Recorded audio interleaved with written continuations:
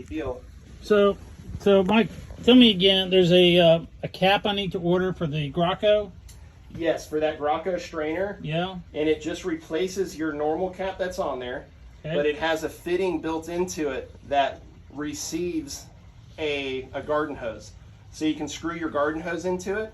You can put it on here, and then you can turn your garden hose off. You got to make sure all the air conditionings are off, the pump is turned off, and your through hole's closed, just like you're doing regular, just like you're cleaning your strainer, all the normal procedure.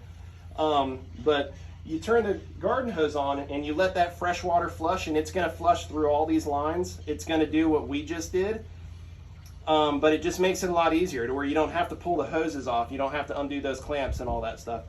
And, so I've got a prime. I had them install a shut-off valve on the other side of the Graco. Yep, I see that. Okay, so I leave that valve on, so the water can get through, right? Yeah, and you're videoing right now? Yeah. Okay, so the way I would do it. Here, why don't you pull that down there? Okay, so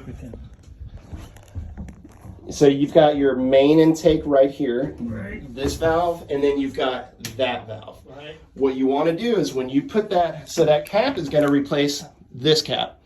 You always want to have one of those valves open. Right. Because if you have both those valves closed and you hit it with fresh water, that pressure from the dock is probably going to break the seal on your strainer. That strainer's not designed to have a big positive pressure. It's always in a vacuum almost when it's running. Yeah.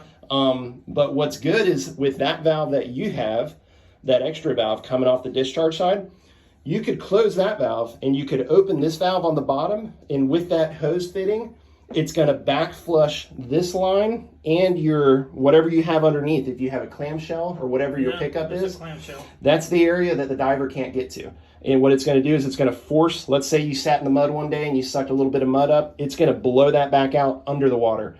And that's always a good thing to do. So then you turn the hose off, and then you close that valve and then open this one back up, and then it's going to force all the water through that manifold, through all your air conditionings, and then overboard.